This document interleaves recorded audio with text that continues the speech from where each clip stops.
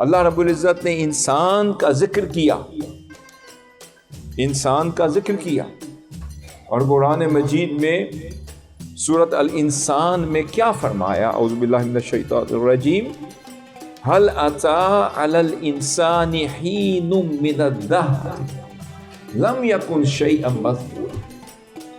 فرمایا انسان پر زمانوں میں سے ایک ایسا زمانہ بھی گزرا ہے کہ جب وہ تھا مگر شے مذکور نہ تھا مگر غیر معروف تھا۔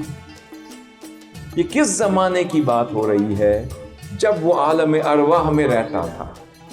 تو اس کا مطلب عالم ارواح میں جب وہ رہتا تھا وہ لامحدود عالم تھا۔ بات کو غور سے سمجھیں، وہ لامحدود عالم تھا۔ عالم ارواح کی نہ حدود تھی نہ قیود تھی، اللہ کے انعام و اکرام کی نہ کوئی لمٹ تھی۔ اس کا مطلب وہ ان لمیٹڈ ورلڈ میں رہتا تھا۔ بات سمجھ رہے ہیں نا؟ عالم ارواح میں رہتا تھا تو کہاں رہتا تھا؟ ان لمیٹڈ ورلڈ میں رہتا تھا، اور اس وقت رہتا تھا جب وہ قابل ذکر نہ تھا، جب اسے کوئی نہ جانتا تھا۔ جب عالم ارواح میں رہتا تھا تو عالم ارواح کیا تھا؟ کیا تھا؟ ان لمیٹڈ ورلڈ، کیا تھا؟ لامحدود عالم تھا۔ جب اللہ رب العزت نے اس انسان کو اس دنیا میں منتقل کیا تو یہ دنیا تو محدود تھی، جہاں سے آیا وہ تو لامحدود کائنات سے آیا۔ تو پتہ چلا وہ انسان جب غیر مذکور تھا اور غیر معروف تھا، اس وقت وہ ان لمیٹڈ ورلڈ میں رہتا تھا، اور جب اللہ رب العزت نے اسے معروف کیا تو پھر وہ عالم بدل گیا، تو ان لمیٹڈ ورلڈ سے لمیٹڈ ورلڈ میں آ گیا۔ تو اللہ رب العزت نے جب اس کو معروف کیا تو وہ تو معروف ہو گیا مگر عالم جو ہے وہ محدود ہو گیا۔ تو اب ایک انسان وہ ہے جب لامحدود دنیا سے آیا، عالم سے آیا، محدود عالم میں منتقل ہوا تو معروف تو ہو گیا، یعنی پہلے اس کا کوئی نام نہیں تھا، اب اس کو نام مل گیا۔ پہلے اس کی کوئی پہچان نہیں تھی، پہچان مل گئی۔ پہلے اس کا کوئی خاندان نہیں تھا، وہ چودھری، ارائیں، حضرت صاحب، مرزا صاحب، قاضی صاحب، ارائیں صاحب، چدر صاحب، فلاں صاحب، یہ ٹائٹل مل گئے، میاں صاحب۔ تو کیا عالم ارواح میں کوئی اس کو میاں صاحب کہتا تھا؟ کوئی چدر صاحب کہتا تھا؟ کوئی غازی صاحب کہتا تھا؟ کوئی قاضی صاحب کہتا تھا؟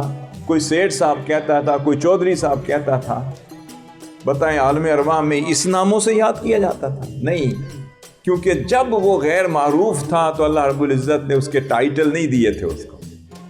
جس دنیا میں اسے ٹائٹل مل گئے تو اللہ رب العزت نے اس دنیا کو محدود کر دیا، اور جب ٹائٹل نہیں تھے تو اس وقت لامحدود تھا۔ تو جس کو ہم زندگی اور موت کہتے ہیں، یہ انتقال ہے من ان لمیٹڈ ورلڈ سے لمیٹڈ ورلڈ کا جو انتقال ہے، اس کو زندگی اور موت کہتے ہیں۔ سمجھ گئے نا؟ ان لمیٹڈ ورلڈ سے یہ جو لمیٹڈ ورلڈ کا جو انتقال ہے، جو ٹرانزیشن ہے، یہ جو منتقل ہونا ہے، اسے ہم زندگی اور موت کہتے ہیں۔ اب وہ انسان، اب میں پوائنٹ جوڑ رہا ہوں، جو لمیٹڈ ورلڈ میں رہ کر اگر ان ہستیوں سے جڑا رہا جو دنیا میں آ کر بھی اسی عالم سے جڑے ہوئے ہیں، وہ لمیٹڈ انسان جو لمیٹڈ ورلڈ میں آ کر ان لمیٹڈ ہستیوں سے جڑ جائے تو یہاں رہ کر بھی وہ ان لمیٹڈ ہو سکتا ہے۔ سمجھ رہے نا؟ وہ جو ان لمیٹڈ ہیں وہ وہی ہیں کہ منتقل تو ہو گئے مگر ان کا دل وہی ہے، رہتے یہاں ہیں سوچتے وہاں ہیں، کھاتے یہاں ہیں مگر مزہ وہاں کا لیتے ہیں، پھر رہتے یہاں ہیں مگر بولی وہاں کی بولتے ہیں۔ اسی لیے کہتے ہیں ہمیں حضور شیخ الاسلام کی ان ہستیوں کی سمجھ کیوں نہیں آتی، کیونکہ آپ عالم ارواح میں تھے تو سمجھ آتی تھی، اور یہاں پر لمیٹڈ ورلڈ میں آ گئے تو ہمارا سورسز لمیٹڈ ہو گئے۔ جس دن ان ہستیوں سے جڑ جائیں گے وہ ان لمیٹڈ ہستیاں آپ کو بھی ان لمیٹڈ کر دیں۔ آپ سمجھ گئے؟